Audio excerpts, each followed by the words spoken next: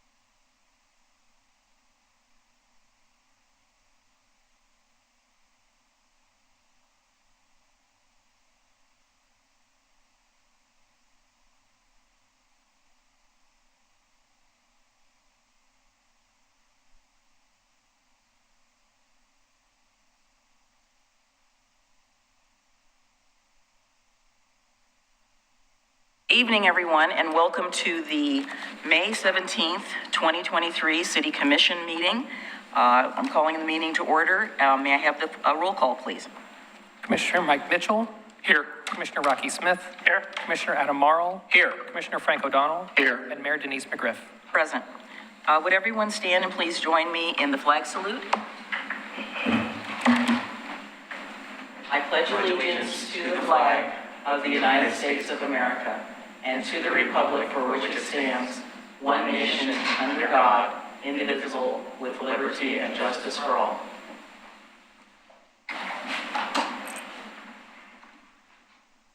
So the air conditioning is working overtime and blankets will be handed out later.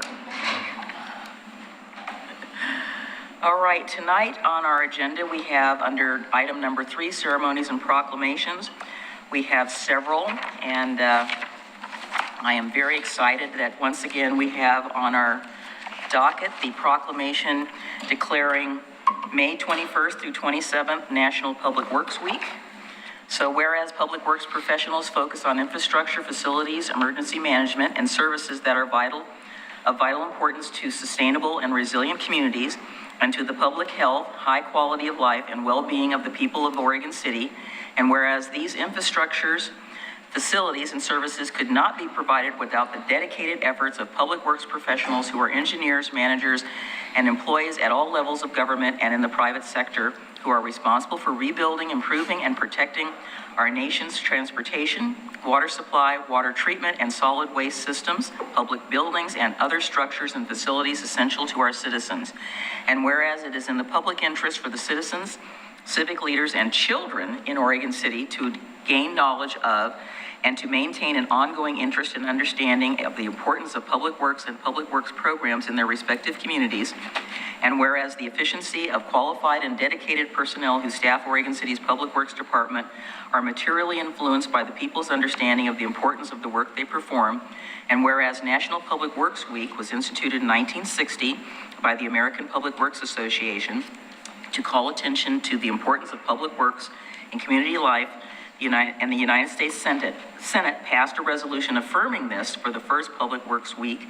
And whereas the year 2023 marks the 63rd annual National Public Works Week, and it should be recognized with the theme of connecting the world through public works.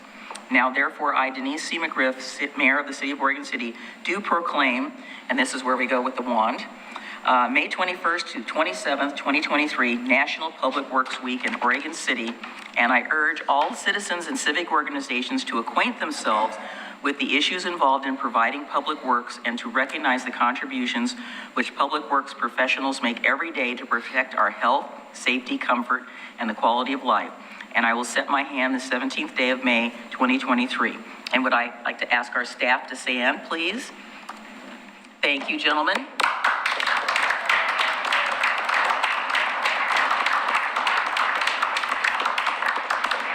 And now John Lewis will come forward and present a PowerPoint presentation all about how public works are important to everyone.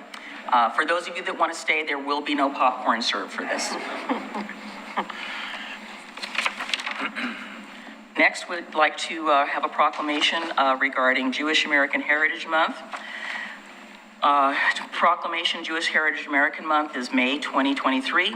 Whereas Jewish American Heritage Month is an annual celebration of Jewish Americans who have helped weave the fabric of American history, culture, and society, and whereas 2023 marks the 43rd annual celebration of achievements and contributions by Jewish Americans, starting with the establishment of Jewish American Heritage Week in 1980, and it was expanded in 2006 when Congress ordered that the country annually observe Jewish American Heritage Month each May.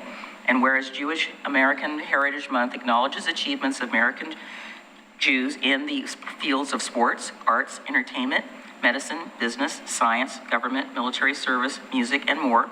And whereas Jewish Americans have created lives for themselves and their families and have played an indispensable role in our nation's civic and community life, making invaluable contributions to our nation throughout their leadership and achievements. And whereas Jewish Americans have made critical contributions to our collective struggle for a more just and fair society, leading movements for social justice and working to ensure that opportunities they have secured are extended to others.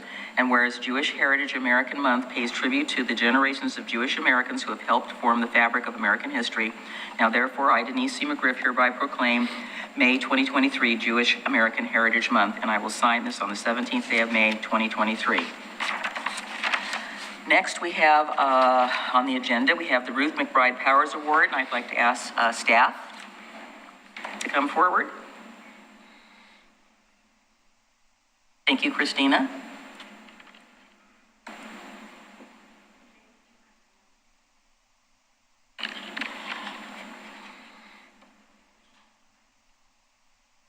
Happy Preservation Month, everybody. As part of our Preservation Month celebrations, the City of Oregon City gives out the Ruth Powers Preservation Award, which is awarded by the Historic Review Board every year for projects and people who show passion for preservation. This year's award is given to Lynette Dobbins and her family, who own the Oddfellows building on 7th Street. The Hive moved in 2020, and Lynette and her family purchased the building in 2021 and have done pretty extensive renovations to the property. And also aligned with our Preservation Month proclamation that talks about the people behind preservation. This is a great example. Also, a lot of the work being done is not seen from the street, and is also a lot of the work, which is things like HVAC and working on water issues in the basement and things that the average public doesn't see, but is really absolutely needed when you rehab historic buildings. So it's that love for making sure that buildings are cared for so they can live long into the future. There's some great before and after photos I want to show you. So Lynette provided these for me. Here's some before photos of the upstairs, which was the meeting hall of the Oddfellows. You kind of see the condition it's in. And here are some photos showing the work that they've done for their new space. And this is really indicative about the care they're bringing towards the building. So I'd like to invite Lynette Dobbins and her family up, and I see Mayor McGriff has the award.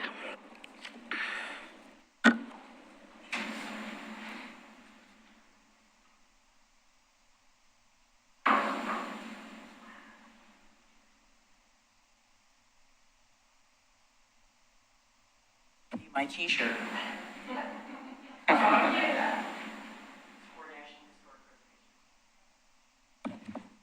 Anybody else from the family? Anybody else from the family want to come up? No. Are you a member of the family? I want to say this, grandma, daughter, and granddaughter.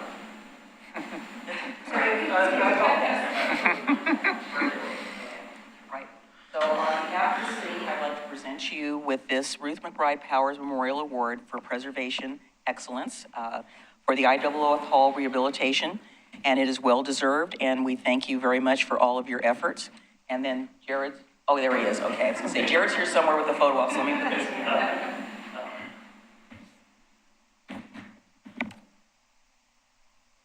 Happy City, thank you so much.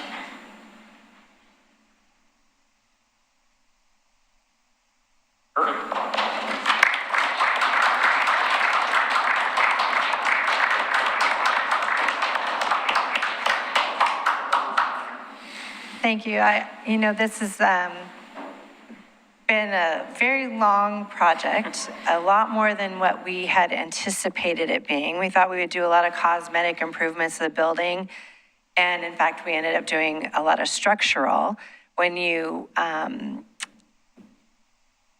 entertain a restoration on a historic building, the sewer system, storm drain, which does not exist, those types of things, a lot of underground work happened, and we had no idea that we would have encountered water issues up on a cliff, but there are a lot of water issues in our area, so a lot of that is mitigating water coming into and invading the building and degrading the building.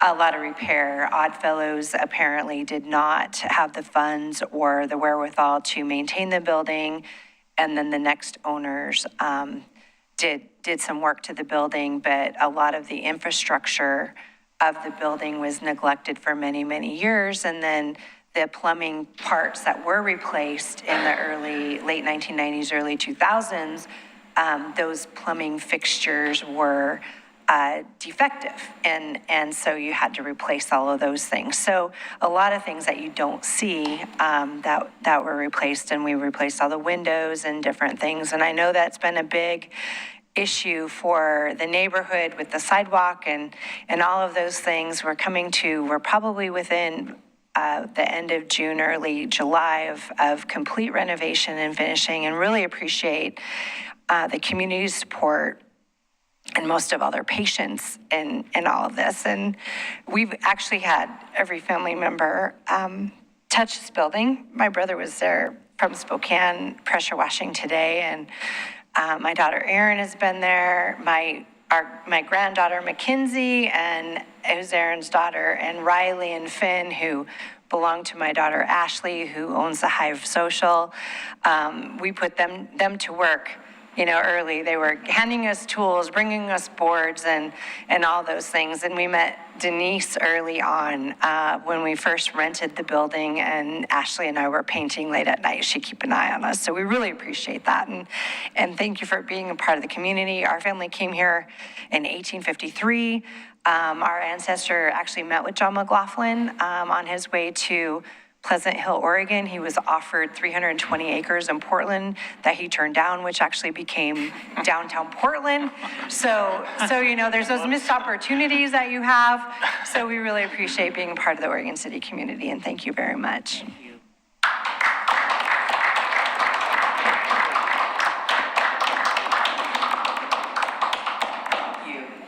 you so much.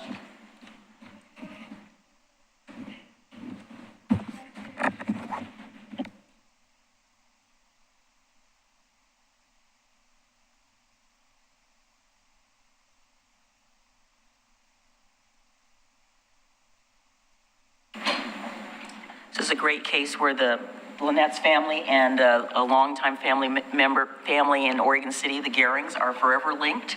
And there are people still in this community today who used to go to Frederick's Hardware, which was in one portion of the building. So thank you so much for all your efforts, and we'll all look forward to seeing you all when we're there at the Hive. All right, next on our agenda, we have citizen comments. And these are for items that are not on the agenda. And I'd like to call up Jim Nisita.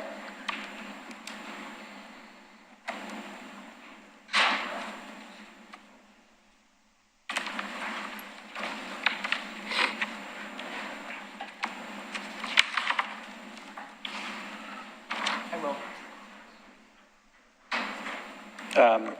Thank you, Madam Mayor and Commissioners. James Nisita. I live in Oregon City. Sorry, it always happens. So this commission under state law is the one charged to actually adopt the urban renewal plan by ordinance. And I have an issue to raise with you regarding the urban renewal plan that was adopted at the end of last year. For several months between 2021 and 2022, the Urban Renewal Commission formulated and passed on to the City Commission a vision statement and a framework for decision-making. The last time that was discussed, at least the framework for decision-making, was on April 5th of 2022. When the urban renewal plan was adopted or enacted by this commission, the vision statement that the Urban Renewal Commission had developed was put into the plan almost verbatim.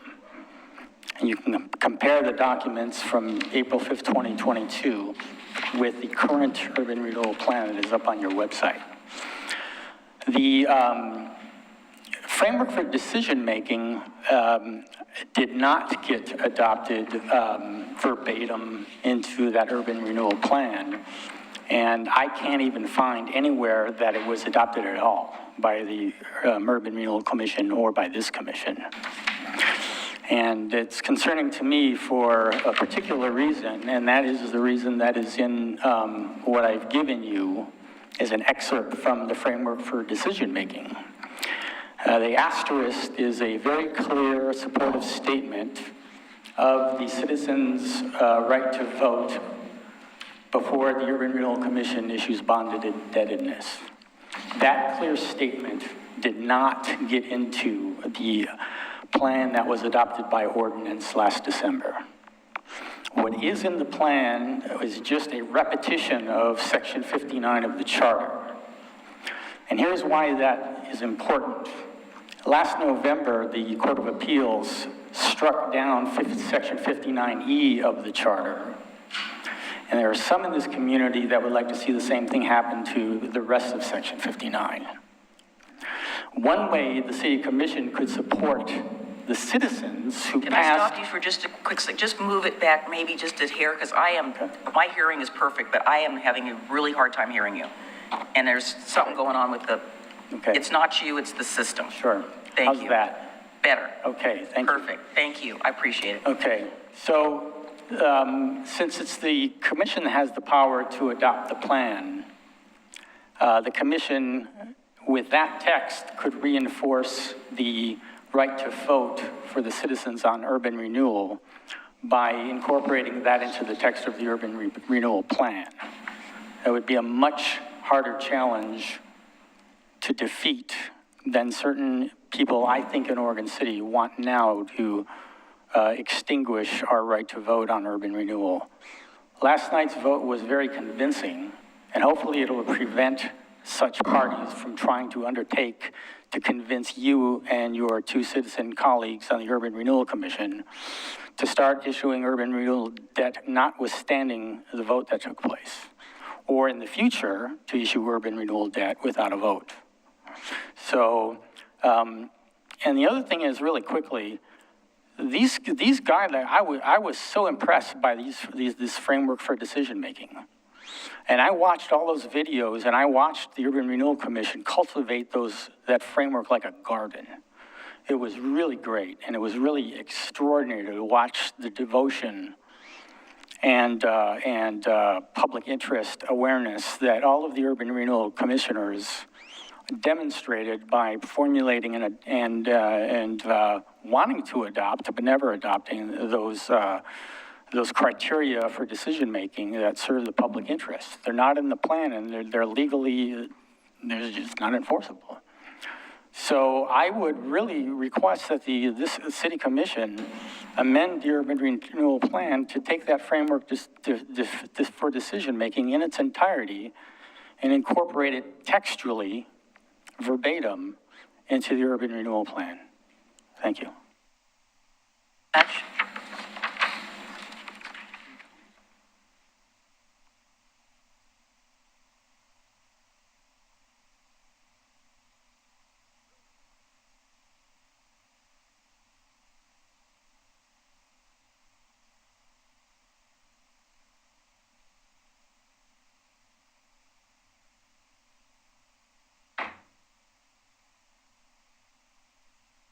Good evening, Mayor McGriff and Commissioners. My name is William Gifford, and I live in Oregon City.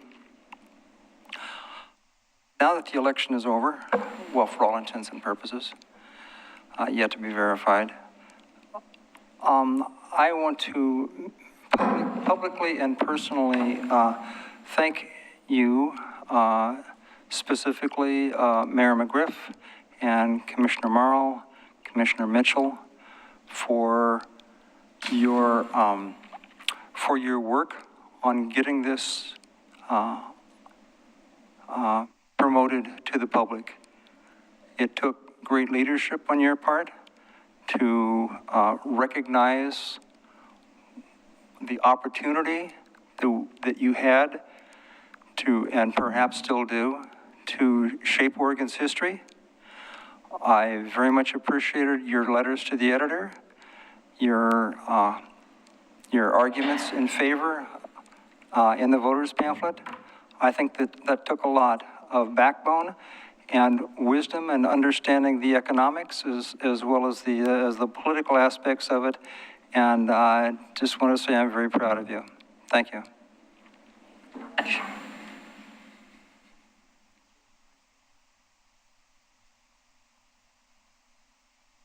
Did you have any other slips, Mr. Wiley? Is there anyone else here who would like to? Sure, come on up.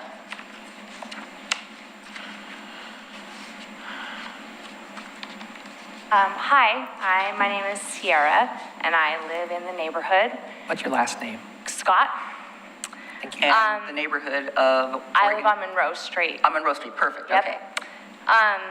I've lived in Oregon City for 12 years, and I'm gonna get emotional because I have young children, and I've seen this community grow and become such an amazing place to raise a family, but I am appalled that they are thinking of putting a homeless shelter of 200 plus beds on our main street.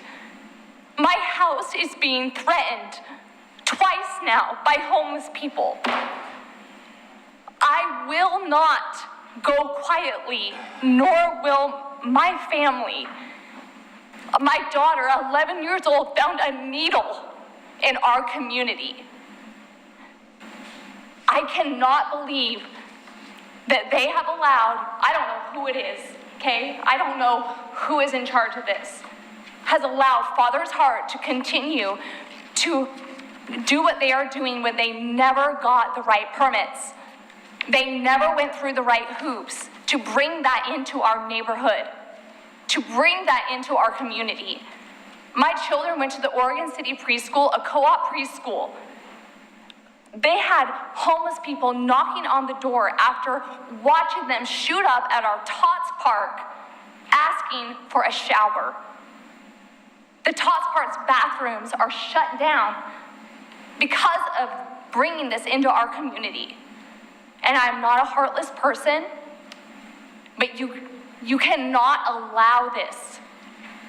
You have to be able to put this out to our community. There are so many people that have no idea about what they are trying to expand in our community. You are keeping it secret.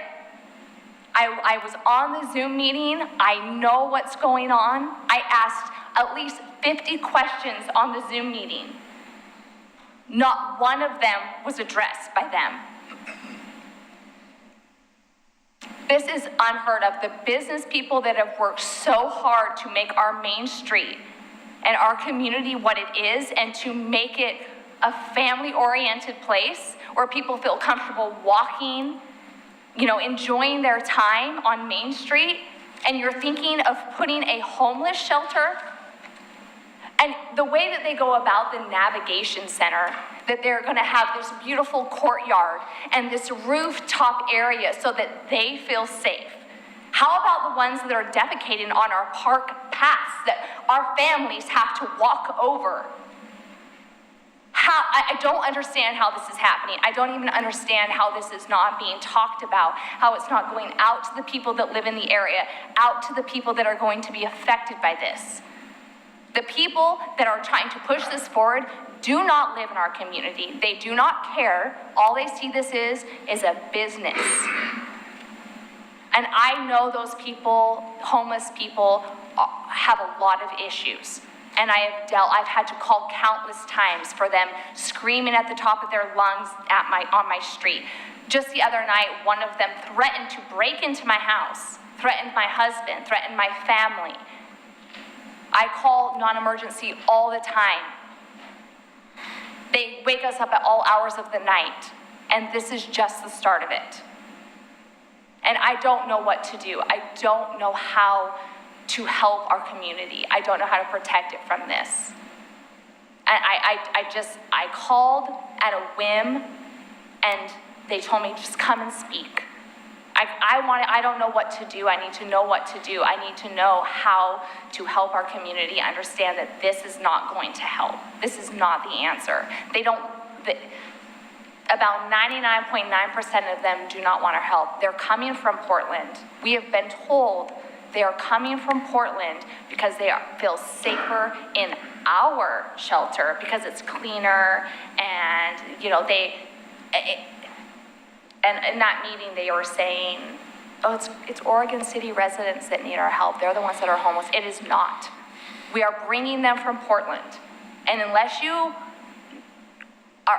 don't know what's going on in Portland, that is what's going to happen in Oregon City. And I don't understand how Clackamas got it stopped from turning, I think it was the day, I don't know what the place was called, the Days Inn right there on the corner of Sunnyside and the freeway. They got it stopped because of their concerns. And I don't know what we can do as Oregon City citizens to get it stopped. So I need someone to direct me. I'd be happy to help you. First of all, the city of Oregon City is not involved in this. This is a private organization, the Clackamas County Homeless Coalition. So we are not promoting it, we're not pushing it, we're not involved in it, other than the fact that I'm personally involved in it as a neighbor in the McLaughlin neighborhood. The neighborhood meeting that was on May the 4th had them come. Did you get your postcard in the mail? That would have been a good place to go. Unfortunately, we had to take our dog to the emergency vet that Anyway, night, so that we was were where not it was able just to. going to be I say our because I live in McLaughlin, so forgive me. So it's just for McLaughlin neighbors. They also had a series of events at the Abernathy Chapel, which I went to, the one that was for the neighbors. That's the thing, is we're not hearing about this. I don't know where to find this information. It was on the McLaughlin neighborhood page. It was on an e-blast. It was, we sent out information. They sent out information. So I will get in touch with, leave your information with Jacob, and I will get in touch with you. But we have a good neighbor agreement with Father's Heart. Our neighborhood association does, the neighborhood association does, and I'd be happy to tell you more about that. Again, this is not a City of Oregon City effort. I appreciate your coming and talking to us about this. I can give you more information about it and help you get involved. We've been working with the neighbors. Are you near 12th and Monroe, or are you over further? I'm just on like 6th and Monroe. Okay, so you're over closer to where I live. So, yeah, leave your contact information and I will get in touch with you and I will help you with this and give you information about who you can talk to. The neighborhood is still working on this. Again, this is not an effort by the City of Oregon City. They are not proposing a shelter. They're proposing and I'm not even going to call it a navigation center because it's not really what it is. I've asked them to please tell us what it is, and when I say us, the city. A navigation center is actually the statute in law is basically says what a navigation is. And I asked them if that's what they were planning on doing. No. So I said, we need to know exactly what you are doing, what you're proposing to do, because if you're calling a navigation center, then that means certain things. So we will get in touch with you. Jacob has got a sign-in sheet, and he can give you my contact information as well, and I will get in touch with you. Okay. Thank you very much. Appreciate it. No, appreciate your comments and concerns. The neighborhood association's been working on this for a very long time. Okay, thank you. Is there anybody else? Yes, sir. So you'll have to fill out one of those little pieces of paper too, but that's okay. You can do it later. Thank you. So my name is Chris Scott. That's my wife. I come to you about the same issue, but I come to it from more of a professional standpoint. I'm a City Portland fireman. I work in the most poverty-stricken area. I deal with the homeless all the time. I don't live in Portland because I don't want to deal with it every single day. I live in Oregon City because I don't, and I haven't had to deal with it up until the last 2+ years. And I don't like leaving for 24 to 48 hours plus and leaving my wife and children at the house and not feeling like super safe. Because I know you say the city's not promoting it, and I understand that, but it will become a city's issue when it overwhelms your police department.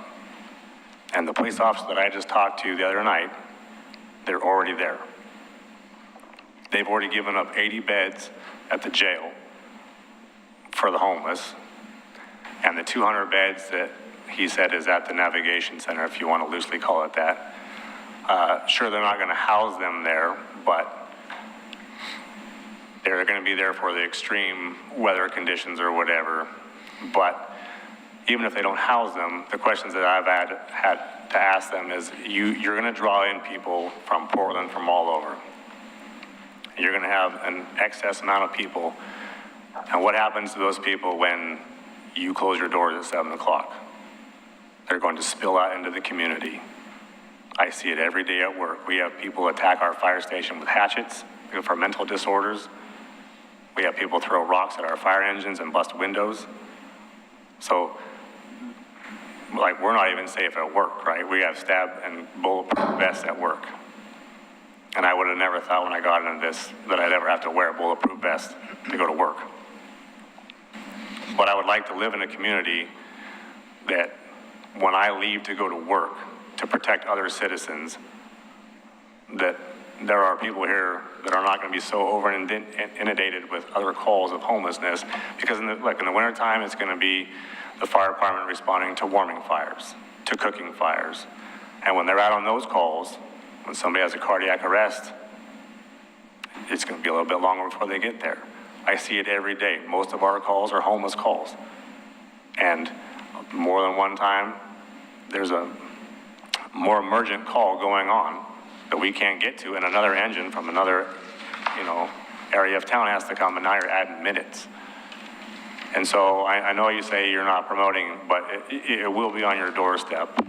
And for them to say that everybody that's homeless here is from Oregon City, the cop I talked to last night said everybody he dealt with was from Portland.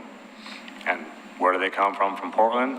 They come from the South, they come from everywhere else in the country, because they know Portland's the place to go. And once word gets out that Oregon City's got a great place, a navigation center, they're going to be here and they're going to be on our doorstep. They're going to overwhelm the fire department. They're going to overwhelm the police department. And we're just going to have issues, and we're going to become Portland. So that's how I come to speak to you as a professional, and I can see, and hopefully we can head it off. But I would like to live in a community where when I go to work to protect others, that my family is protected and I don't have to worry about them. Because I don't like to be threatened on my own property. And I don't like to be told that I'm going to be shot at and killed because this guy doesn't want to not put trash in my garbage can or whatever the case is. I don't want to be worried about another meth addict coming to my front door telling me I need to give him a room in my house and money because he and his mom don't want to live under the bridge anymore because it's cold. That's not what Oregon City is about. And I hope it doesn't become that. Thank you. Thank you. I'd like to respond, Mayor. Go ahead, Frank. First, I want to thank both of you for standing up. And second, if you've watched the Budget Committee, I have already voiced the same concerns, that Oregon City should not be the repository for the homeless. We should not be the sole solution. This is a regional problem, and there should be a regional solution. And I agree with everything you've said, and we in Oregon City should not support this in any way, either financially or by word of mouth. And everything both of you have said is true. And if you look at the data, our petty crimes have gone up 40% with the advent of Father's Heart, and this will be just worse. And I want to maintain a quality of life. My first responsibility is to the citizens of this community that have made their homes here. Now, I don't know what we can do, but I certainly am not going to financially support it in any way. And I will always push to do, if you want to do this type of thing, put it in a business, put it up on Jennifer or somewhere like that. And I'm not against the concept of it, but I am against putting it, I am against Oregon City being the solution for every other town and every other city in this area. And as Portland puts the push on, these people are coming here. And if you talk to your police department, they're dealing with this increasingly more every day. And the people they're dealing with are more combative. And I don't know what we can do, but I will try to do everything I can. So you've been heard, and I agree with you as someone who lives here, and I agree with you as one of your commissioners. You know, what we do, I don't know. Sometimes it's so frustrating, but I don't know. There's a quality of life. We committed to livability in this city, and the very things you said, and the things you said, the drain on our resources, the drain on our fire department, the drain on our police department. I mean, nobody's bearing that expense except Oregon City, and that in and of itself is wrong. So it's a regional problem, and it needs a regional solution, and Oregon City shouldn't be the solution for everything. So thanks for standing up. I just wanted to speak to you as one neighbor to another. Thanks.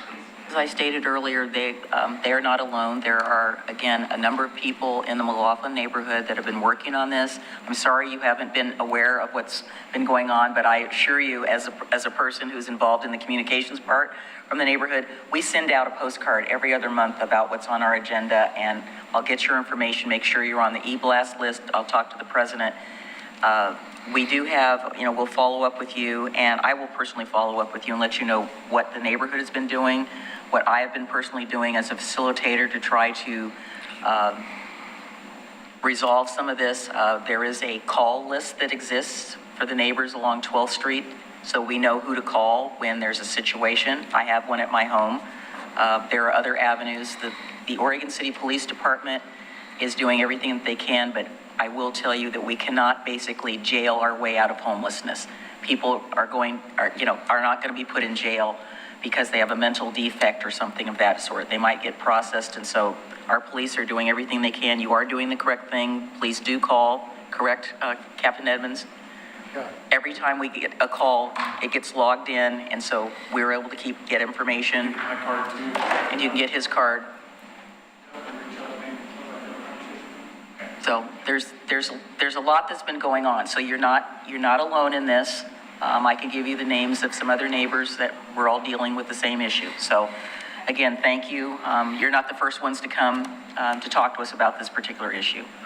We are aware of it, and again, as I said, the city of Oregon City is not I'm not going to call it a navigation center because that's not what it is. This facility that they want to provide consolidated services is being proposed for a building that they don't yet own. I'm not really sure what the process will be if they have to go through any land use, anything, but Father's Heart, unfortunately or fortunately, is there legally. There is a state statute that was passed that says that we must allow for a shelter. It's a day shelter only, and they do have contracts with the county that allow them to be open under this state law when there's a hot weather situation, too cold, whatever the incident is, and they do have limited capacity. So, and they are not open all the time, but we are doing everything that we reasonably can do, but I will give you more information about what has been done and what we're trying to work on. So thank you again for coming. All right, so item number, we don't have any presentations this evening because we don't. So there's the 6 and 7. Is there anything on the consent agenda that is concerning anyone, or do we have a motion for adoption of the consent agenda and the agenda? I'll move to approve the consent agenda as is. Second. It's been moved and seconded by Commissioner Smith and seconded by Commissioner Mitchell to adopt the consent agenda, items 7A through 7G. Let's call for the vote. Commissioner Mike Mitchell. Aye. Commissioner Rocky Smith. Aye. Commissioner Adam Morrow. Aye. Commissioner Frank O'Donnell. Aye. And Mayor Denise McGriff. Aye. Motion Thank you. passes. All right, so under number 8, we have the adoption of design guidelines for new construction for middle housing, and that would be Christina Robertson Gardner again, and Aquila Hurd Ravage.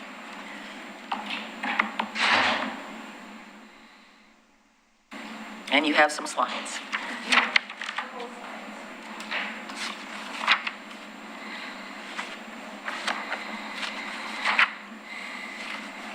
Mayor McGriff, Commissioners.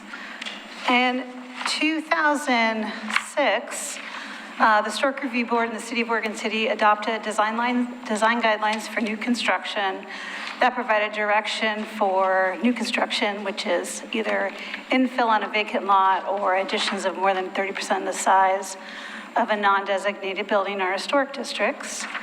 The design guidelines in 2006 concentrated on design types and styles and architecture for single-family homes, multifamily, and commercial.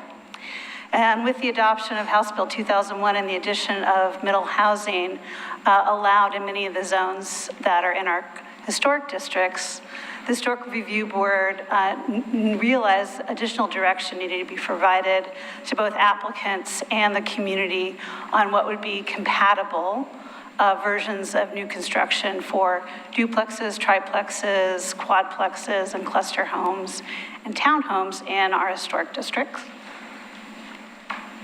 So the addendum that you have in your packet is really a two-page addendum where the Historic Review Board went through and looked at what is unique about middle housing products and what would they want to see a little more clarity on, what would make duplex, triplex, quadplex, or cluster home be considered compatible with our historic districts. So the 2 pages look at things like massing and size. They added specific massing criteria of no more than 1.5 the size of neighboring historic homes. If you're looking at doing a a middle housing project. Also things like egress, access, driveways, kind of the things you'll be looking at when you're adding more than one unit on a site. And so these, again, provide additional direction. They are to be used as an addendum. So if you were in the McLaughlin Conservation District, for example, and you were building a triplex, you would look at the existing adopting design standards and find your district, decide your architectural style, look at design direction, and then look at the addendum page about your use, such as duplexes or triplexes, and the additional direction that would be given to that. And so this is an add-on, so you're not just meeting these 2 pages, it's yes and for these addendums. And as always, they provide provides more clarity for all parties, both the neighborhood and the applicant of expectations of what makes an infill project compatible. The Historic Review Board adopted the design guidelines for middle housing in March of this year, along with this 1-page photo addendum, which I actually really like. They looked around the neighborhood at existing middle housing projects that are in our community. McLaughlin actually has a fair amount. They often were conversions of existing single-family homes over the years, and maybe with some additions. Some were purpose-built middle housing. One of my favorites is the cute little stucco duplex at the bottom. So McLaughlin does have a fair amount of middle housing, and so they said, let's go and look at our existing housing stock for design direction. So these are just examples on the back page of the design guidelines for when applicants look at opportunities, we kind of direct them to what's our existing middle housing and use that as your design direction. So as I said, this was presented to the McLaughlin and Kenema neighborhood in the fall. The Historic Review Board had numerous work sessions at their hearings, and they approved the guidelines in March, and the addendum photos were added in April. Per our municipal code 1740, the Historic Review Board actually is authorized to adopt design guidelines, but to ensure alignment with the City Commission and their goals, we thought it was prudent to forward this on to the City Commission for adoption by resolution. The original design guidelines were also adopted by resolution in 2006. So this revision and addendum is going through the same process as the original adoption of the design guidelines. So I'm here to answer any questions the City Commission may have. Well, I think as you recall, 912 8th Street was a concoction by the McLaughlin neighborhood to deal with a situation where a legal, non-conforming fourplex burnt to the ground. And that is what we were able to come up with to allow them to exercise their legal right to rebuild. And as you recall, that also took a lot of gnashing of teeth because it was our friend, the late Charlie Swan, that we were working with, who was somebody that I've known for a very long time, and we were able to work with his son to get them their fourplex, but also make sure that something was compatible with the neighborhood. So we have, I think the city has been diligent in making sure that those little overhangs did not get enclosed, because that was something that was a concern, that it would turn into some other unit, and they have not. So, and I believe there was some other new construction that had something similar that were not supposed to be enclosed. So you're saying that these are examples? They're examples of existing middle housing in our district already. You know, as always, the design guidelines in '06 were really about start your design by looking around your block that you're trying to build in. Don't grab a plan from the internet, which is always a lot of times people's first instinct. Impression. It's, hey, look around where you are and where are the middle housing around you and what's the architectural style and size around you, and start using that as your kind of design direction. So the board felt it was really important to provide examples of middle housing in this two-page addendum. I'd actually like to suggest a minor amendment under townhomes. The McLaughlin neighborhood does not have a lot of pure Queen Anne, and I think what the board maybe meant is Queen Anne vernacular. That is what we have in the district. I would not like to see somebody try to replicate a Queen Anne in McLaughlin, because it has never turned out correct, but vernacular would be more appropriate. The design guidelines do allow Queen Anne and Queen Anne vernacular. What I'm hearing is with something such as with townhomes being Yes. such a specific design style, having a full Queen Anne really is not. No, not appropriate It's at not all. appropriate, whereas if you're building a new house, maybe more full Queen Anne may be an acceptable proposal. Again, my concern is I do not want someone to get the impression that a faux Queen Anne is something that we want to really promote. I know it's in the design guidelines, but it has not to this date been translated well. But the Queen Anne vernaculars have been more appropriate and work better in the neighborhood. And obviously Queen Anne is not a style you would see in Kenema anyway. It's So just after the semicolon, Queen Anne vernacular styles in McLaughlin. Yeah, that makes perfect sense. would be more appropriate. And I would, what I would have to say, as far as I know, we don't have any duplex, triplex, or any of those that would even, unless somebody does an internal conversion. I guess my concern still stems from the fact that while we allow cluster housing in those two districts, and let me just not put Kenema in it, let me just talk about McLaughlin, because that's the one I'm most familiar with. There is no evidence of cluster housing anywhere. It wouldn't meet any of the design standards that we currently have. And, unless somebody can show me where there's a little apartment unit that's like a little motor court that you see in Portland or other cities, I don't know how that's going to work. So we've had this conversation a lot Yes. with DLCD. Yes. During the beginning of House Bill 2001, had not a just conversation with them as well. Oregon City, but many districts indicated some of these middle housing types are just not appropriate. Townhomes are just not an appropriate type in Kenema, or cluster homes in McLaughlin.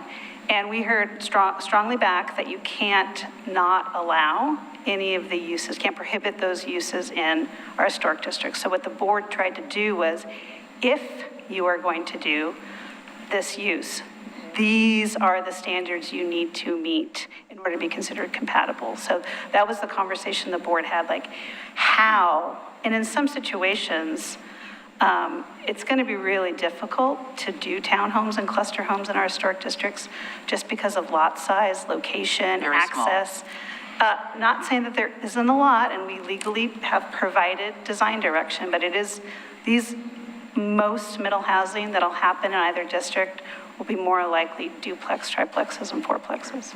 And we are strongly discouraging anybody from taking a lot and tearing something down to build something. I know that was a point of discussion when I testified for the board, saying that we don't want to encourage that. We don't support that. We wouldn't want to support it. I don't think it's, I think from the standpoint of our livability, it would be problematic. I'm not saying that somebody won't try it, but we want to be very clear that this is not the intent of that. I know that the neighborhood has supported internal conversion. that there's a possibility that that might happen. That's absolutely allowed by the zone. Right. I think the board was really clear. They wanted to make sure that there was direction even for uses that may not be appropriate or they may not want, because having lack of direction puts the board in more of a bind if it actually comes in. Yeah, I want to be clear. I'm not saying that it's not, that I personally don't want it. I'm saying I'm looking at the districts as a whole, and one of the things that makes them unique is the fact that there's an articulation of buildings to the street. There's an articulation of how the houses are set back. There's all of that that make up both of those. Kenema, maybe not as much because there's no sidewalks, but at least in McLaughlin, there is clear demarcation of houses sit here. This is how they fit in. This is how they can be compatible. I don't think anybody would say that new construction is not wanted. It's the how and the what is really the issue. This whole middle housing movement, correct me, this is a dictate by the state of Oregon. Right, so House Bill 2001 does not give what we call Goal 5 exemption. It is required to have middle housing in our historic district. So this is our historic review board's response to This that. is our effort to maintain Oregon City as close as we can while complying with that. Yes. Correct. And I'm sad to say, when we say we don't encourage something, that doesn't stop somebody from doing it. That's not the law. So I just want everybody to know, we sit up here and sometimes things are force-fed to us too by the state, where they talk about rolling downhill. Well, we're on the downhill side of it, and we Certainly don't are. have to like it. So we're trying to, I guess the word of the day is mitigate the effects. So thanks. I think you're correct. And when we went through the comprehensive plan update, I think our consultants and our staff were very clear that while there were mandates, we were going to do it, as I like to say, the Oregon City way, because we have to make this work for us. And livability, as you've stated many times, Commissioner O'Donnell, is very, very important to our community. And livability kind of tops, it's top of the pops in the chart. And we feel very strongly about our identity. We have our hometown feel, and those things are paramount to people in our community who are already here. And we want to invite people in to be in our community, particularly in our historic districts. But, it's about fitting in. We're not interested in, some monolithic something or other that, skinny houses or things like that, because that really doesn't fit here. But we are encouraging it, and I appreciate all the work that the staff has done in really thinking hard about how to make this fit our model. I think we are unique in many ways. I know that Albany has been struggling with this very thing as well as Jacksonville, particularly places like Jacksonville, which the whole town is in the National Register District. Oakland is the same thing. And it's how we make the guidelines that we are, as you stated so aptly, being forced upon us, fit our community and doing it the way that makes it work for our community. So I really appreciate the staff's efforts. I just want to make sure that we all understand what these are, and that's guidelines. They're not standards. They're not requirements, because with very few exceptions in here, it says should, not must. It would be shall. And or shall. Must, it doesn't say must or shall, it says should. And if our intention is to give the Historic Review Board more teeth, if you will, to enforce these, this isn't going to do it legally. I don't have a In my problem opinion, changing it unless from Mr. should to shall. Kavisman has a different opinion, but I think the legal meaning of the word should, these are guidelines, So not the- requirements. So the 2006 design guidelines are that, they're guidelines to be a safe harbor approval. If you are not meeting the guidelines, the beginning of the large packet says the burden goes on you to show that you meet the criteria of 1740, which are about 8 criteria in our municipal code Right. of showing compatibility. So when the Historic Review Board is reviewing a new construction, the applicant is showing how they meet the main compatibility requirements in 1740. Which are the And then shalls. the 9th one is meeting the design guidelines for new construction. And what this all was created was, if you follow these design guidelines, this is your safe harbor for an easy approval. If you do not want to follow these design guidelines, then the burden falls on you and the applicant, as the applicant, to show compliance with our standards. And if you can't meet that burden, then you very well may be denied your application. I'm still with Mr. Mitchell on this. To me, this might be a little folksy, but when you choose to buy a home and you buy it in the neighborhood, that's the single most expensive purchase the average person will ever make. And they have an expectation of what that neighborhood is and will continue to be. And I object to this just in principle. And I agree with the guidelines are guidelines. They're not must or will. And I'll vote accordingly. And I appreciate your good work. I know we're between a rock and a hard place. I may make my statement, is all. Sure. Bill can come in, and I wanted to talk about how this all relates to the existing infill review process. Yeah, and to reiterate what Christina said, we do have shall and will. And it's pretty discretionary from the Historic Review Board. These guidelines are an attempt to say, you follow these shoulds, you don't have to deal with the rest of it. You've got it. And so while they're couched as should, there's sort of further articulation of what the shalls are.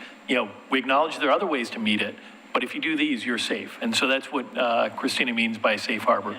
So there's a reason there's not shall and will in these Because guidelines. 1740 has the shalls. Yes. And and having somebody that worked on those design guidelines, and we went through many meetings, I think we came to something that works for Oregon City and has worked well. People don't want to dink around and, not do the right thing. 99.9% of the applications that have come through in the last 10 years, we've had no problems. Because this is built within these 2 pages are built within the same framework of the 80-page new design guidelines for new construction, which is that safe harbor approach, it would make sense to use the same type of language. If in the future the Historic Review Board or the City Commission wants to have a different approach to design guidelines and infill, to me that's a separate conversation, but how the wording fits for these 2 pages is within the kind of process that you do for the existing design guidelines for new construction. So this fits that same methodology. And is the explanation, the way you both just explained it, is that spelled out clearly in our code so that an applicant knows? 1740. Not what's in it, but how do I use it? Is that clearly spelled out? So what is spelled out is the criteria that'll be used, and I'm quoting from the code, the provisions of the city's comprehensive plan, the economic use of the historic site and the reasonableness of the proposed alteration, their relationship to the public interest in the structures or landmarks preservation or renovation. So there's a whole lot of discretion given to the Historic Review Board. So are they spelled out? Yes, they are. Can an applicant walk in and say, if I do X, Y, and Z, I know I'm going to get approved? Probably not. They'd have to make the case. And that's the intent of the guidelines, is to give that opportunity at number 9 to say, you deal with these shoulds and follow them. You are getting, this is how we get there. Someone who has worked with these over the since we adopted them, we've had fairly good compliance. People, I think, inherently want to do the right thing, and they follow the design guidelines. The board has the ability, as Bill said, to make decisions based on that. So she's pulling up the design guidelines. I don't remember what page. Jacob's pulling those up. Yeah, this is a little hard to read from where you're sitting there. I think it's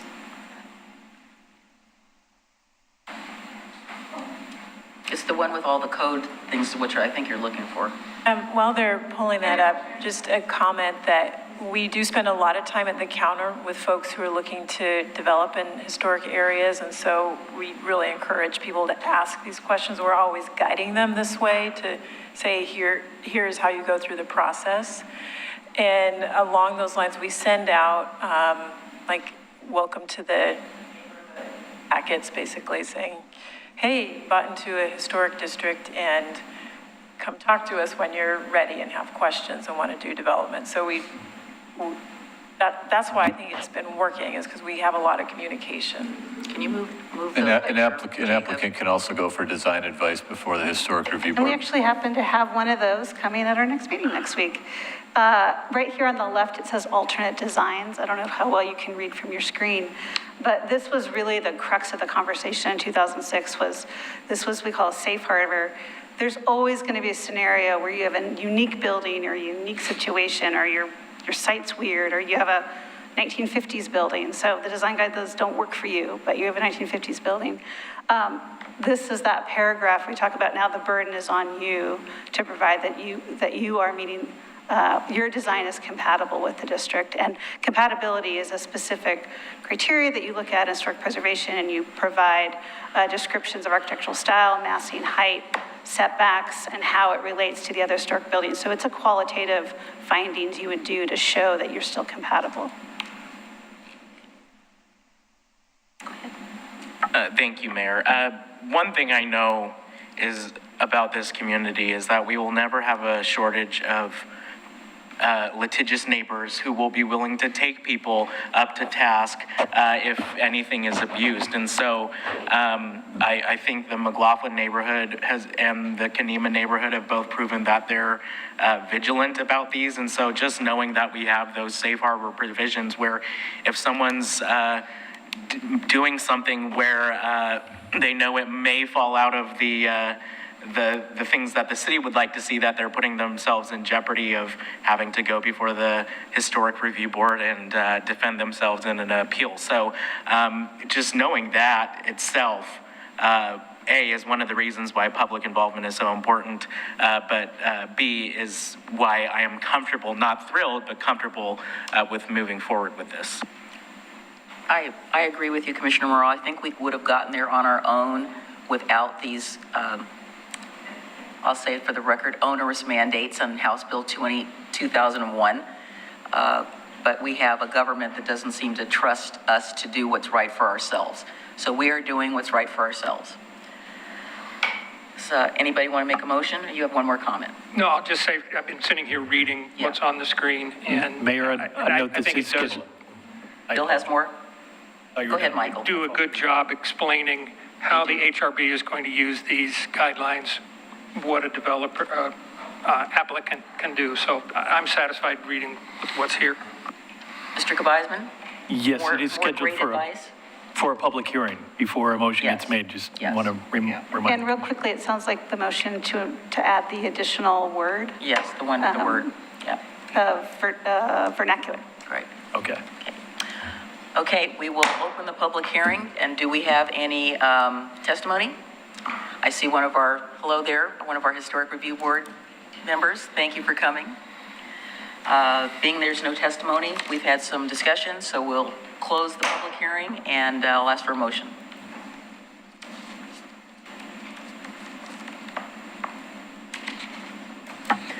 I move to adopt the design guidelines for new construction middle housing by resolution with the addition of vernacular instead of just Queen Anne. I'll second. Commissioner Mike Mitchell, Aye. Commissioner Rocky Smith, Aye. Commissioner Adam Marl, Aye. Commissioner Frank O'Donnell, No. and Mayor Denise McGriff. Aye. Motion passes. Thank you, staff. And would you like to read it? Do we have to read the resolution? No, this is a resolution, so there's no need to read. We don't need to read it. It's Okay. only the ordinances. All righty.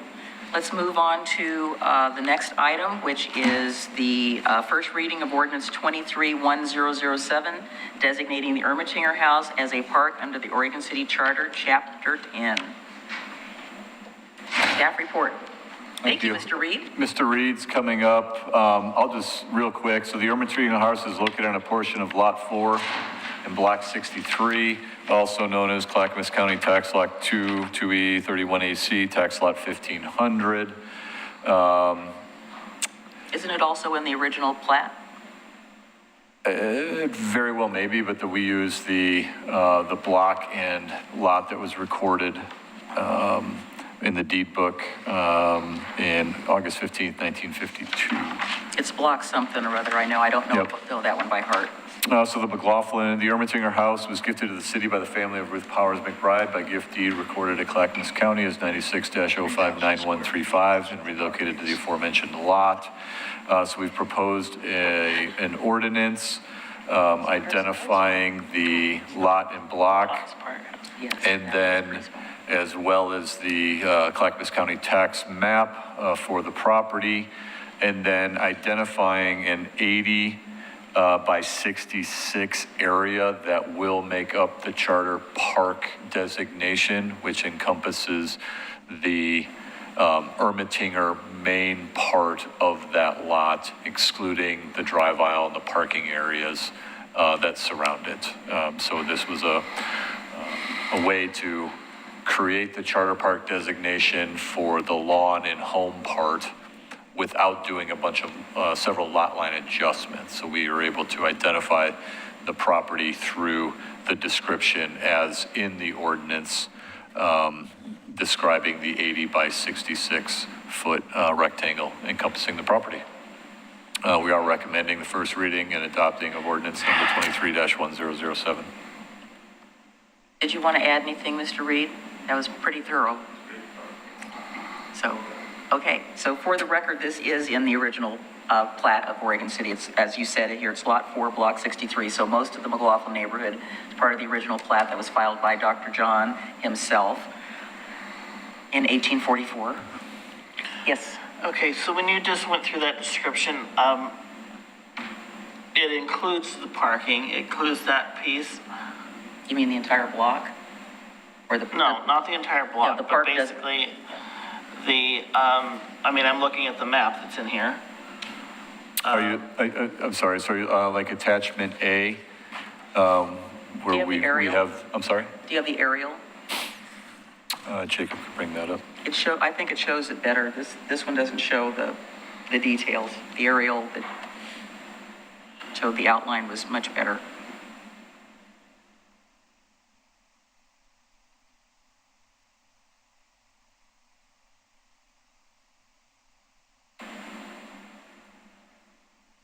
I'm glad you know how to use that a lot better than I do.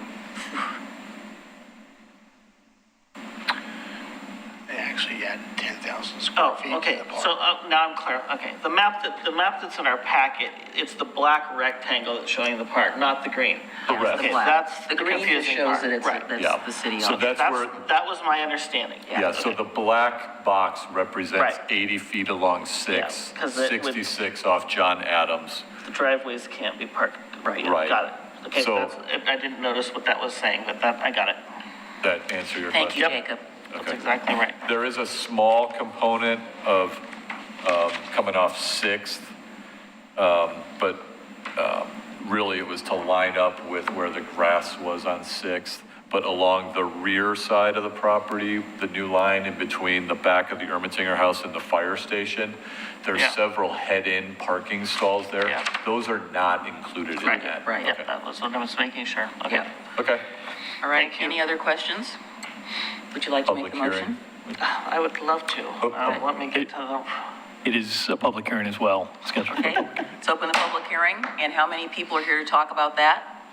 Nobody? All right, close the public hearing.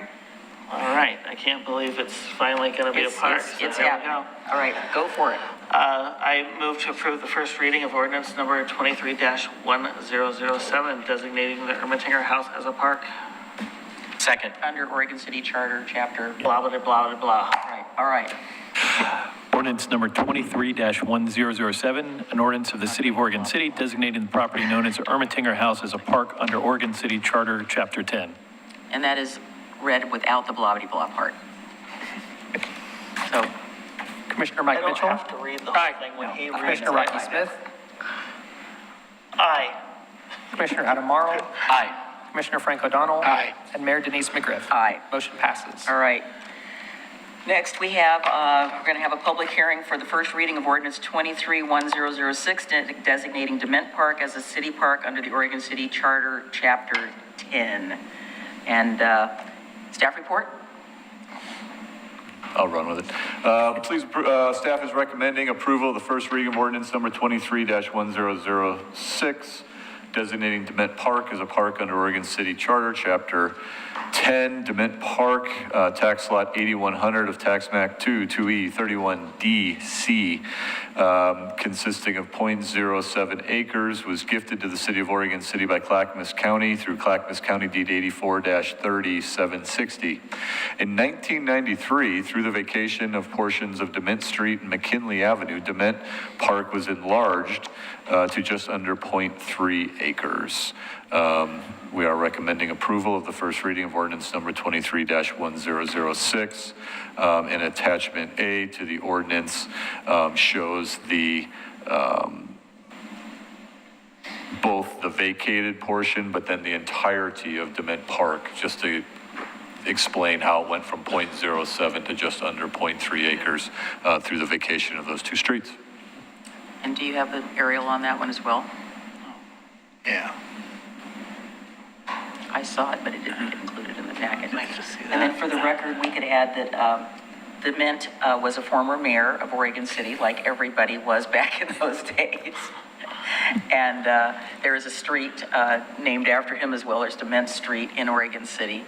I know that he was involved in real estate, but I can't think of what else I know about him.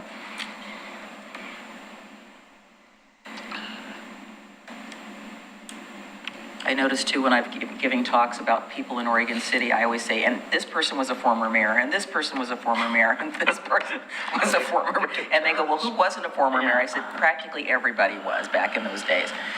So you have to be mayor one way or the other.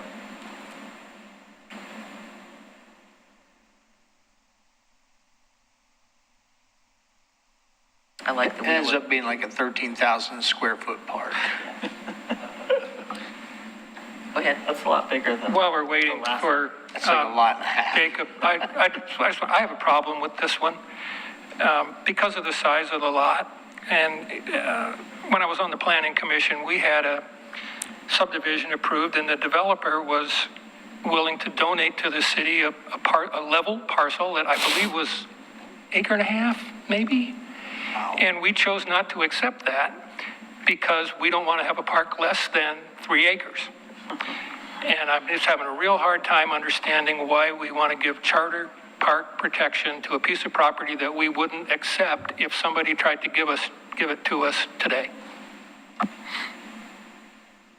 I mean, it's still a park or an open space. I just, doesn't make sense to me. Well, to piggyback on that, I remember when the Parks Department did not want all these little neighborhood parks because of the difficulty and the cost of keeping them up. Well, thinking back to the conversation we had and We have this. saying that this is in my neighborhood, this is just down the street from where I am, and I'm certainly not opposed to having more parks in my neighborhood. I also share those concerns and don't really understand or have a harder time understanding why we would want to charter this piece of property. I know it was brought up the possibility of putting a pollinator garden or something there, something that would actually fit how small this location is. Because I mean, when I drive past, I do see people in that space. And so I just don't know what the benefits would be of this. Would someone not be able to put in something like a pollinator garden unless this were a charter park? Well, I also heard from a couple of people in your neighborhood that they were interested in the space for a community garden. Or something like that, And yes. I said, well, there you go. They could put it there. But could that not happen if it weren't for this being a charter park? Yes, that could still happen. That could still happen. The discussion was around not wanting the city to be able to liquidate properties that have been dedicated or designated park. And the only way to do that in perpetuity is through charter park designation, which would require a vote of the people to liquidate this property. That's kind of how we got here, where we're at. Yeah, we had quite a long conversation about it, and we agreed to move it forward. Yes. To do this. So that is why the city manager is bringing this, because that's what we said. Okay. I'll move So to let's, Gotta open up the public hearing. Oh, yeah. Okay, Okay. I'll Okay. stop. All right, I'm going to open the public hearing, and let's have the throngs from Rivercrest come and tell us about this. And so seeing nobody present, correct? Okay, we'll close the public hearing. Would you like to make a motion? I'll move to approve first reading of ordinance number 23-1006, designating Dement Park as a park under Oregon City Charter, Chapter 10. Second. Can we continue discussing? Absolutely. Or did you have something? Yeah, community garden was brought up. Yeah. One of the things it says in our charter about charter parks is they cannot have a major change in use. And to me, you could make an argument that changing an open space to a community garden is a major change in use. So are we going to have to go to the people? If the neighborhood decide, or the PRAC or whoever decides that it wants to be, it's going to be a community garden now and not an open space park. That's part of why I'm concerned about making this a charter park. We're tying our hands with a very small piece of property. So I understand the explanation that the city manager and you just gave, Mayor. That wasn't where I was at that conversation, but it was my understanding that that's where the majority was. But I'm still in the same place. I don't understand why we would hinder the use of a piece of property this small. I just have a hard time with that.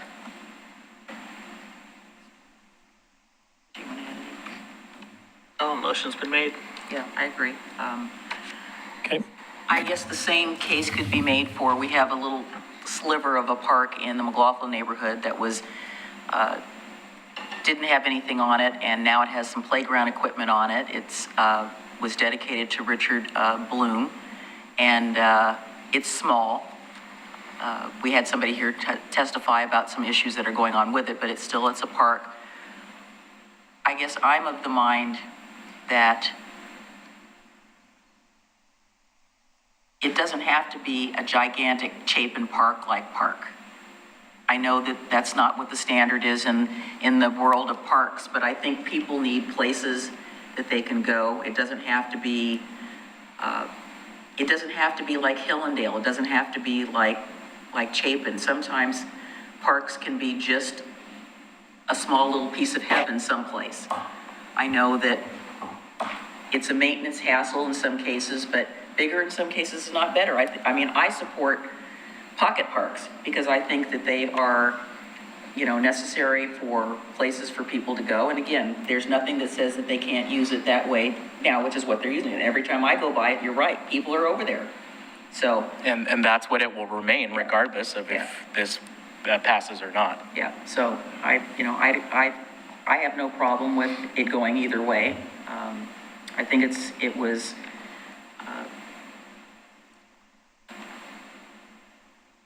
I think it's important that it's there. So let's have the question. Ordinance. I was just going to say, I don't know if this helps at all, but when we read Chapter 10, Parks and Natural Beauty of the Charter, the purpose of this Chapter 10 of the Charter is to prevent the transfer, sale, vacation, or major change in use of city parks without first obtaining an approving vote of the legal voters of the city, to designate certain park areas and their use, to preserve the natural beauty of public parks, and to protect the rights of citizens in the preservation of their heritage or of nature. Its purpose also is to establish authority and procedures for abatement of nuisances and fire hazards, as well as protection of the rights of individual citizens. The commission may not do any of the following listed acts with regard to any designated city park or part thereof without first obtaining approval of the legal voters of the city. Said acts are as follows: sell, lease, or otherwise transfer park property, vacate or otherwise change the legal status of any park, construct permanent buildings or structures thereon other than for recreational purpose and park maintenance.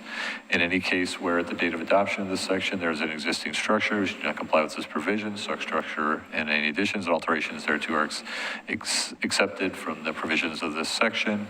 Change the status of a natural park, construct buildings or clear vegetation in a natural park except for the construction of trails and essential roads and elimination of hazards constitute a clear and present danger to the park. So I think, once again, I think it's really to not allow for the sale, lease, transfer of that property. They put a community garden on it. I think, obviously, this commission interprets the charter of the city. I don't think. I could probably make a strong argument that a community garden is a park amenity. Now, might not agree, but it'd be different than we're gonna build a public works pump station or facility on a charter park, right? I mean, there are differences there that I think are somewhat protected as long as the intent is around a park recreational type use.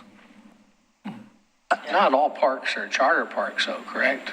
We're getting close. Should be now. Well, I know we're getting closer, but we have some that aren't. We do, correct.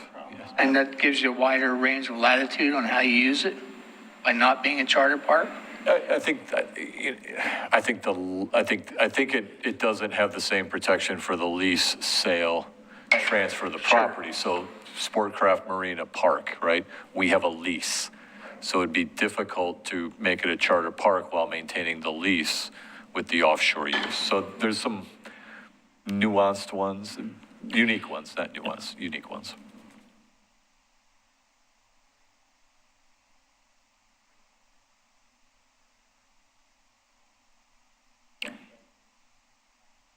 Founder and. Yeah, I recall. Yeah. You can use any property that the city owns as a park. You know, this is sort of a one-way ratchet. It's once a designation goes in, you can't undo it without a vote of the people. But any property you could use as a park and sort of make it available. And so what this does is provide an added layer of protection to this to prevent it, to make it more difficult to convert it to any other use. Are there not other community gardens that are not parks, or are parks or whatever? I mean, what's that one at the bottom of Pearl? I think that's private. Is that private property? The one I think of, it's a Pioneer Community Center. No, this is further up there. No, I know. When I think of ones that we have, Yeah, I know. Is that private property? I'm ready to vote. All right, call for the question. Ordinance number 23-1006, an ordinance of the City of Oregon City designating the property known as Dement Park as a park under Oregon City Charter, Chapter 10. Commissioner Mike Mitchell, No. Commissioner Rocky Smith, Aye. Commissioner Adam Marl, No. Commissioner Frank O'Donnell, No. Mayor Denise McGriff. Aye. Motion Can fails. I add something? Yes, please. I don't have a problem with people changing their minds, but this is a waste of time. If the commission as a whole brings something to the staff to say, bring it back for us for approval, then make it clear, and we could have wasted, we just wasted 20 minutes. No, but that's what we said. And I made a motion, we wasted another 10 minutes. So let's, know what we're doing when we hand this over to staff. If you want to change your mind, fine, but let's not waste our time. Yeah, staff did exactly what we directed. We asked them to bring this back for approval. So, all right, we're going to take a 5-minute break. Sure. Come back at 8:30.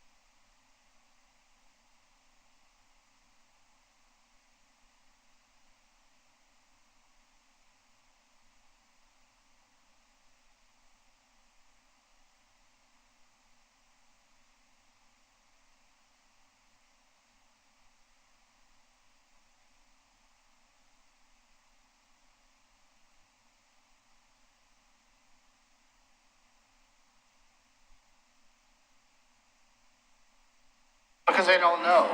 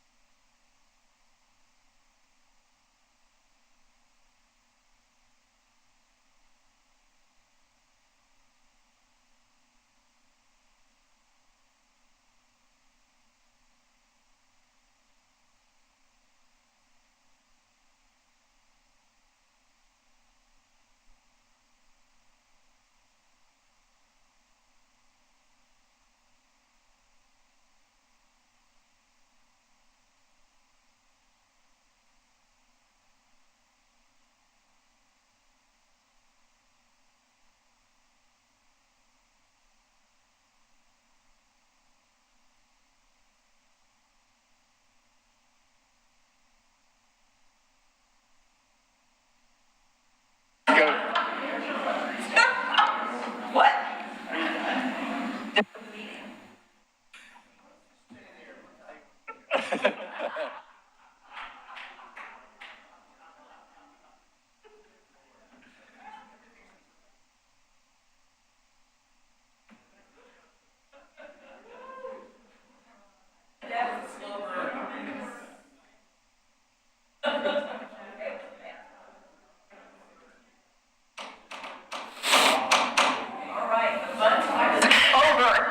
We're back to the meeting. All right, let's go. Let's get this. All right, so we have, thank you for the break.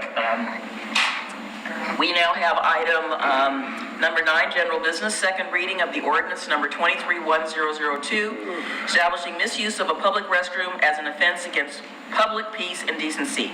Captain Edmonds, sir. Yes. Police I department. was going to say, if there are any questions, this is the second reading. It was approved by 4 yes, 1 abstain at the last meeting. Unless there are additional questions, we'd recommend. All the Clarify, was it, I think I voted no. The clarifications Was were it a given no? to this. 4-1. He said abstain, 1 abstain, and I thought that's what you said. Okay, we can amend the staff report. I think I voted no. Well, it wasn't unanimous, We that's did why, pass it yeah. by emergency. Correct. Right, so Yeah. we're back. I know, he just stated it was 4 and 1 abstention. Yeah. So, I'll just clarify, I support this. I don't like the wording in one of the sections, and that's why I voted no. So noted. All right. Did we get that clarified about the bathroom basically applying to all? Yes, we amended section F to clarify there was a Scribner's error, so that's been addressed in relation to reference to her versus his. So we believe that any changes that were discussed have been incorporated. Okay, I move to approve the second reading of ordinance number 23-1002. Second. all right. Ordinance number 23-1002, an ordinance of the City of Oregon City establishing misuse of a public restroom as an offense against public peace and decency. Accept the roll call. Commissioner Mike Mitchell. Aye. Commissioner Rocky Smith. No. Commissioner Adam Marl. Aye. Commissioner Frank O'Donnell. Aye. And Mayor Denise McGriff. Aye. Motion So passes. you support it, but you're voting aye because of that section? I mean, I think nay. I already stated. Yeah, okay, I'm just clarifying. It's done. Okay, all right, so it's done. All right, let's move on to the last. Sorry, I just flipped back on the other side for my agenda. A nice binder that staff has given me. So we have approval of the 2023-25 City Commission goals. And I'm excited about that. I just have Let him get I was just going to say, the City Commission held a goal-setting retreat on March 3rd and March 4th of this year to discuss and create the 23 through 25 City Commission goals. Summary of the goal-setting retreat has been attached to the staff report as background information. The Commission has proposed to retain the existing Oregon City vision and mission statement, which are spelled out in the executive summary, as well as the 7 goals that have been identified by the Commission. I did attach the 2023-2025 City Commission goals, which outlines the Oregon City vision, mission, and then goals 1 through 7 with a brief description. Be happy to answer any questions. Yes, Mr. Morrow. Thank you. Just because I don't have my notes from that meeting on me, what were the two goals that we consolidated? Was it the tourism and economic development? And we eliminated, what was the other, what? It was so in the current goals, there are eight. Right. 8 goals, and it was an economic, there was kind of a very broad economic development goal that could consolidate it into goal number 5. Okay. I'll just note that under goal 3, it says goal 3 twice, but I'm assuming we're not approving this as an official document. So, You mean the staff report? no, in the. Oh, you mean the, yeah. Yeah. And it says economic too, instead Yeah. of economic. So, Oh, yeah, there's some typos.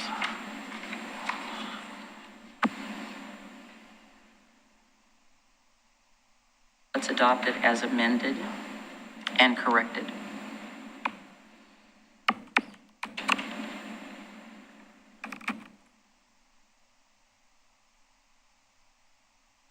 We're good? Okay, so can we have a motion to approve amended, fixing goal 3, so it doesn't say goal 3 twice, and then the other typo, which was under economic. So moved. Second.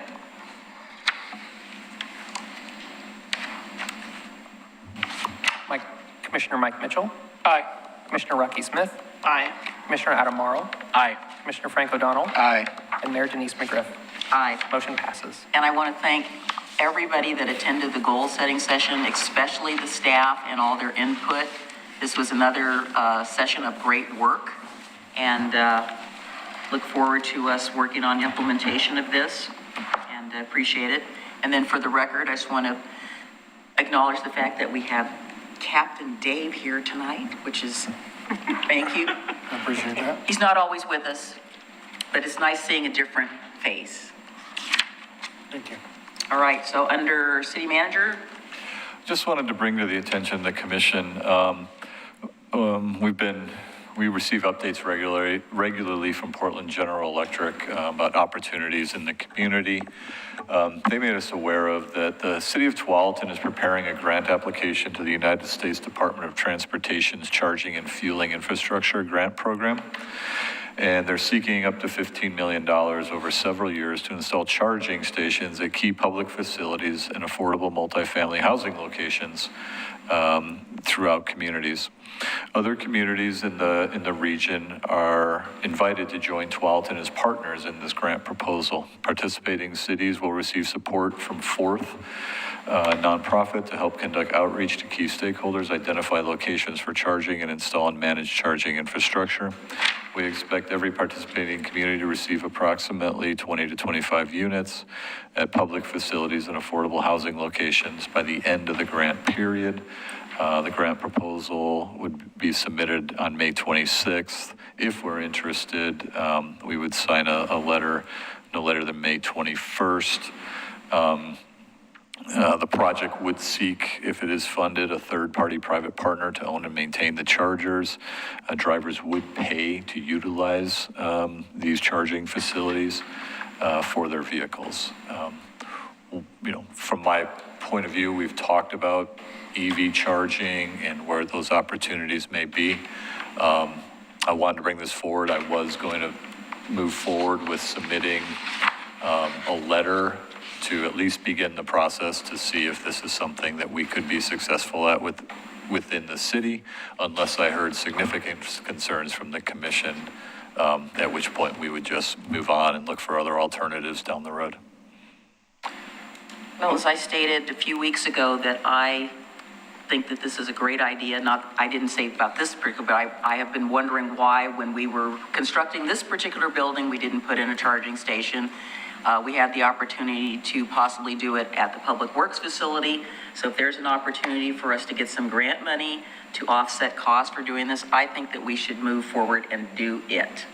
I think it's a great idea. These would be market. It's not free charging. You don't get to just pull up and charge. You will pay. Somebody would pay. Correct. Yeah, I've got no problem with that. Who benefits from that charging revenue? I would imagine what it talks about is through this process, finding third-party operators. So you're starting to see essentially commercial companies coming in that manage these charging stations that then charge, the fee to charge whatever the electric rate is plus whatever their profit is on top of that. So I don't know that we know who the provider would be right now. That would be something that is identified if this grant is successful and we work through that process. Do we know if there's any matching funds involved on behalf of the city? There are no matching funds required from the city. We would need to work with them, public involvement, identifying stakeholders, doing the work, especially on the locations we own and understand, where those opportunities may be. Potentially, we would have to negotiate a franchise agreement, depending on who the provider is. So it's more in kind. There was no, and it's our property in some of these instances. So there is going to have to be those type of in-kind costs. Sounds like a win to me. All we have to do is indicate our interest in joining this other city. Correct. Mr. Mitchell, any comments? No, I think it's a great idea. Mr. Morrow? Write the letter. Yeah, my question was going to be if there was any financial commitments that we needed to make, and since not, then I'm comfortable moving forward. Yeah, we have concurrence Thank you. from everybody, so should we make a motion? Let's just do it. Let's just make a motion to authorize the city manager to move forward with being a partner in this grant funding. Thank you. So moved. Second. All right, call for the question. Commissioner Mike Mitchell. Aye. Commissioner Rocky Smith. Aye. Commissioner Adam Marl. Aye. Commissioner Frank O'Donnell. Aye. And Mayor Denise McGriff. Aye. Motion passes. All right, That's the only update that I have tonight. Thank you. okay. Commissioners?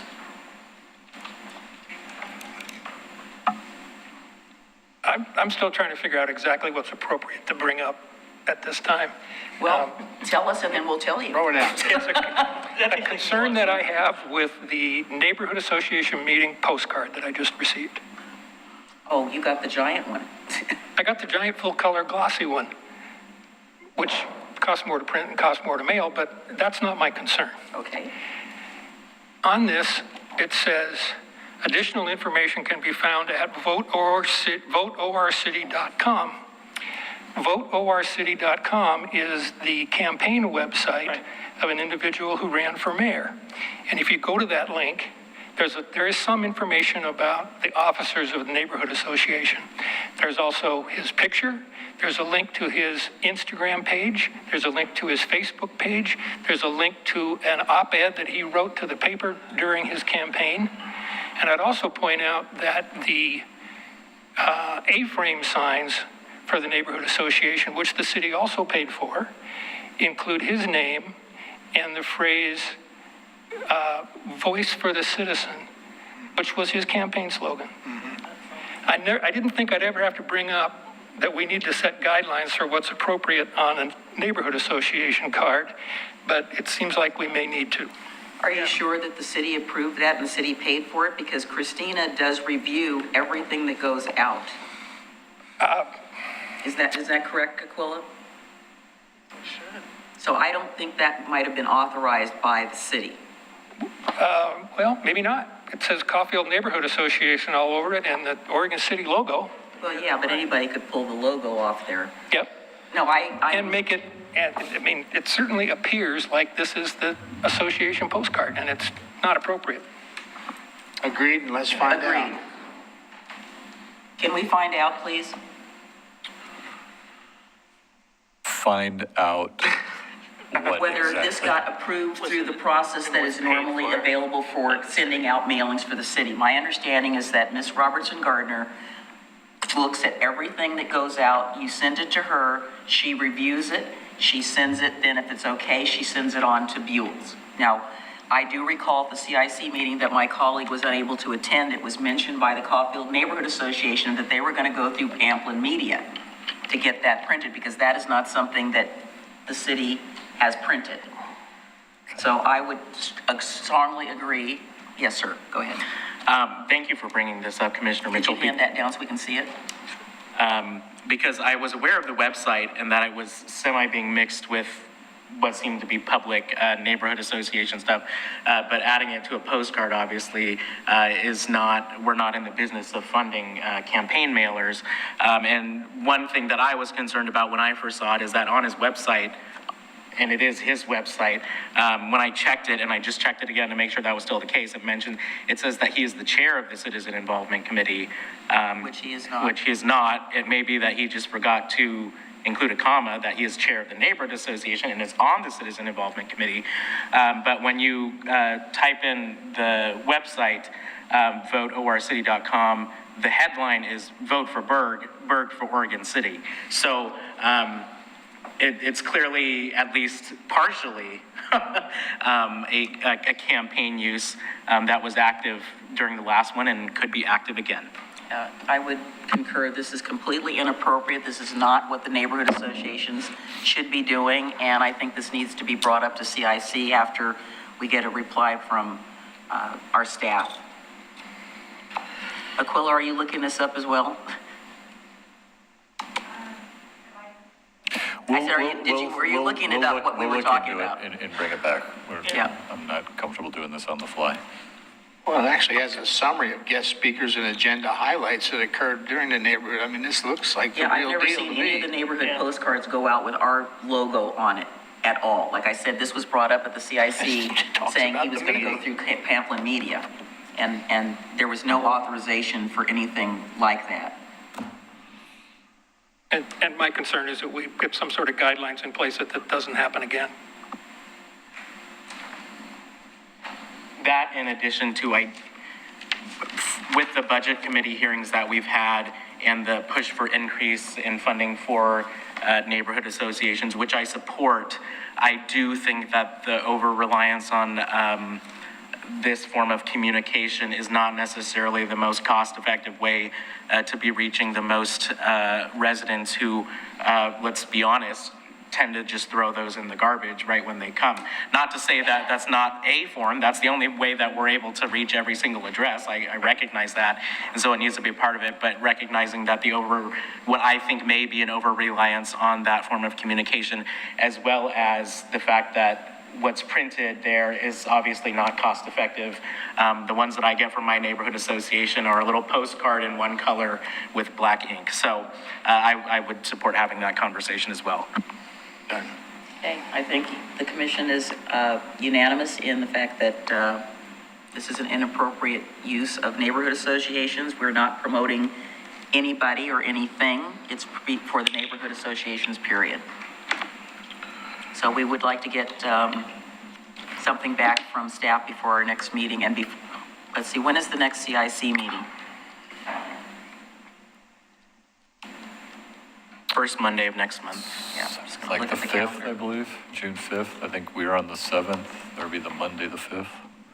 Yeah, June 5th. So I hope that you would bring that message and that this is not going to happen again. Absolutely. All right. So we got to Mr. Smith. I'm letting Commissioner O'Donnell have the last word. No, done. I'm talked out. I don't I think, have nothing. Commissioner Mitchell, you had yours, and Commissioner Morrow. Nothing from me. Okay. Only couple things I have are the fact that, as you're aware, there's, from our colleagues who sit on C4, there is another letter that's going to be forthcoming to be sent to the governor, I believe, in the legislature regarding the I-205 tolling. And as we all know, this is just a short reprieve. This is not final, and we have to keep moving forward with this. The other thing is that there's been substantial amount of testimony against HB 3414. I don't know where it's going. Our elected... Nothing's going right now. Yeah, I know nothing's going right now, but our elected governor has been, let's just say, obstinate in her desire to push these things down on jurisdictions, and I totally agree with what you said, Commissioner O'Donnell, and I said as much in a recent op-ed. And then the other thing is that we have some meetings coming up, some more budget meetings, which we have one tomorrow. Hopefully we can move forward. And then I went on a green roof tour today at Wes. It's actually pretty interesting and was very informative. One of the things, of course, I got asked was, will the city in the future be looking at incorporating any green roofs on anything we do? And I said, well, we're working on a bathroom at the park, but I don't think it has a green, there was anything about a green roof on it. So that's all I have. Also that I was going to appoint Raymond Reynolman to the Transportation Advisory Committee. This is a recommendation from that group, so I will concur with their recommendation and make that official. Department heads, anybody else in the peanut gallery, our lovely peanut gallery, anybody want to add anything? I did want to also say for the record that we've been getting lots of good response from our community regarding our social media posts, and hats off to you, Mr. Lehman. And it's been very good. Captain? Nothing to add. No greetings from the police department? No greetings all day long. So I understand we only have one vacancy that we're looking at this point in time? Yeah, one to two.